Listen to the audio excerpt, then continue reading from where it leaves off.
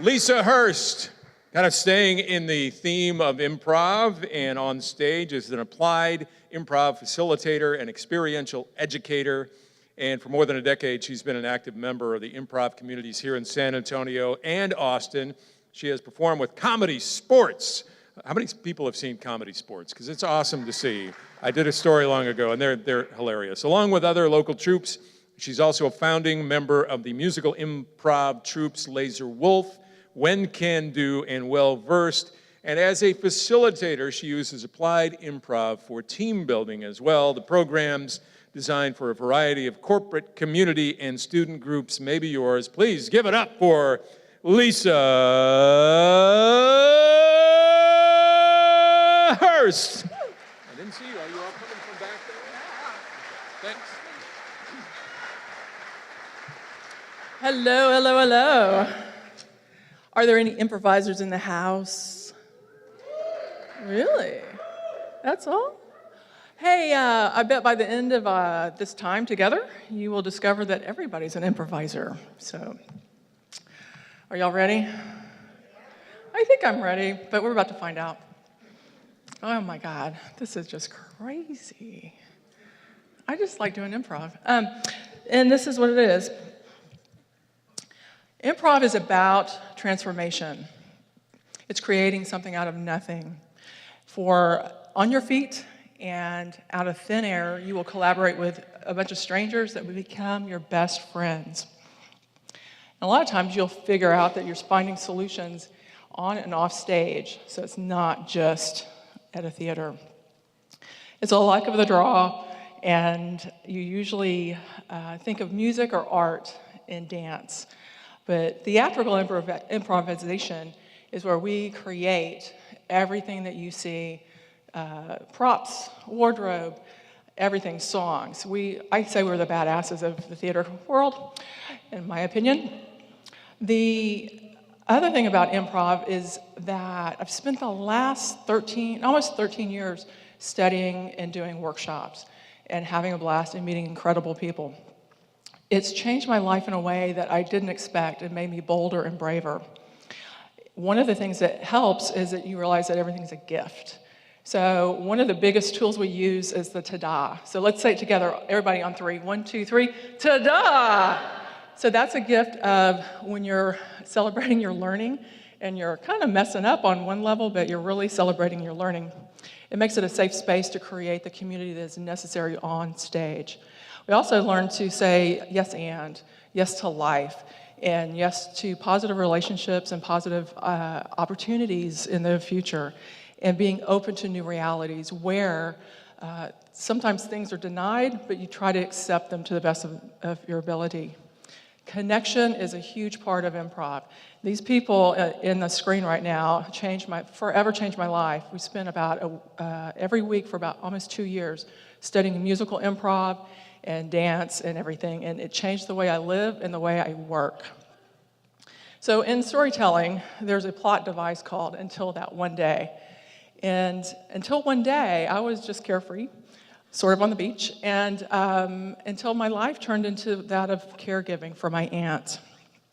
And I didn't realize that all the prep that I was using for stage would help me in the healthcare arena. This is my legacy of love. This is my mother, my grandmother, and my aunt, who's the nun. And they taught me how to love, how to laugh, how to share my faith, and how to be a bold, independent woman in various capacities. My aunt was my superhero. She was a nun, she was a social worker, then she was a professor, and then a pastor. She was a very Renaissance woman. And I looked up to her for so many things and so much guidance over the years, until one day she got Alzheimer's. And unfortunately, a lot of times with my grandmother, when she was sick, people denied her reality. But I was in the space to agree and find the reality that my aunt was dealing with and say yes, to go, I need to walk with her and guide her through this time. And it was not easy. And we had to find a community of care to take care of her in those times where it was so frustrating. And one of the things I would do is tell the staff her history of teaching nursing and hospice nurses. And I had a doctor say, oh, she's used to making rounds. So basically we found a key for her for a while to give her a bunch of files and blank papers, and she was just going up and down the hallway, just having a great time doing her rounds, until she's like, I'm just tired of this stuff. And I told her, Margie, you can take a break when you're ready.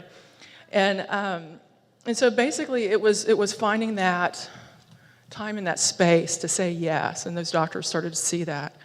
And there's a season for caregivers, and it feels like it won't end, but it will, unfortunately. And I was just curious, raise your hand if you have someone you're caring for or that's 65 years or older.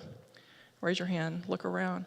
And maybe long-term care for younger people, it's a long-term care. It can be very isolating and feel isolating, but you are not alone, and there are resources for you. And a lot of times it feels like you're playing tic-tac-toe, trying to figure out, is this the best move? Is this the best thing we can do for your loved one? And you're thinking on your feet all the time. And one of the things I discovered in the midst of it was that there's a whole thing called applied improv. And with that, there was a whole other area called medical improv. So people have been training doctors and staff using improv techniques to help their patients and pharmaceutical students and everything. And it's like you're doing a puzzle without the top of the box. And you're just trying to do the best thing you can. And what was really great was that I had medical staff that would listen to me and that would be in it with me and with my aunt and be in the midst of this really hard struggle.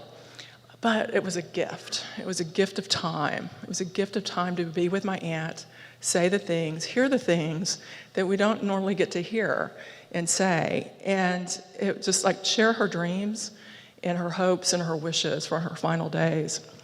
And have those conversations that are difficult, like wills and medical directives, those things that are really hard to talk about but are more awkward now than when it's too late to know what your loved one's wishes are. And so this was a prayer that was in her house, and it's now in my house. And in the midst of all that gift of time, she taught me so many different things and gave me advice on, basically, you'll find joy in loving others, embrace love and release fear. And everything is temporary, so get over it.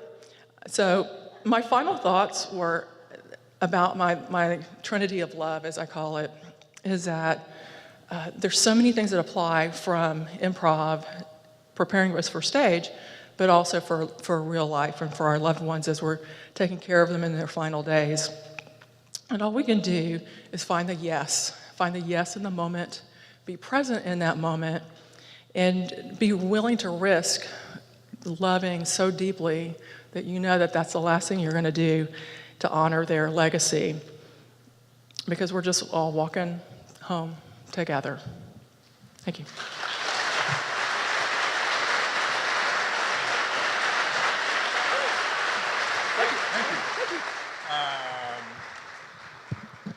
That took a turn, and I know, yeah. Improv's funny. It really is. Good. It can be. I was so it really helped you that much in preparing for that. And I know you just explained how that did, but how did that? Well, basically, what I realized was all the tools that I was using already could be taken to another angle and literally applied to her care and being with her. And so like those moments of just, she'd say the same story over and over again, and then she would say something totally new, and it'd be like 25 seconds of what was normal, what I remember her being normal in the state of her Alzheimer's. And it's just like, it helped me just to be really present. And it was such a surprise for something, you're training for something funny, but then the reality of life comes in. And now one of the serious things you mentioned, medical improv. Mm-hmm. That sounds a little scary as a patient. I don't know, let's try this. Oh, that didn't work. Well, no, so what medical improv is using the communication techniques and exercises that we use to build the trust on stage, to take it into how to look at do observation with patients, taking assessments, really listening, the verbal and nonverbal. Don't mind me, go ahead. Oh, okay. Not scary at all. No, not at all. My card's full now, so go ahead. Okay. Whew. Thanks. And so the thing is that what it does is help fine-tune the communication so that within the medical staff it's clearer, within the caregivers it's clearer, and so that your patient, your loved one, has a more rounded experience. And now, two last things, because people might want to know if they have a group here, if they have that want to have you facilitate improv, and are you also doing things like comedy, sports, and some of the other groups here, and where would they see you? I am performing several different places in San Antonio and sometimes up in Austin, mostly doing musical improv and some spoken improv, and that's just gonna have to, I don't know when I'll be playing next, but any of the workshops, you can find all my information at improvtogrow.com, and I also have a Facebook page, improvtogrow.com. Cool. So. Well, and do they need men or women? I noticed that in the picture it looked like there were a lot more women than men, or was that just that? It depends on what communities you are living in. Sometimes there's men, sometimes there's women, so usually it's a good mix between the two. And it should be. All right, thank you very much. Thank you very much. Give it up for Lisa Hurst.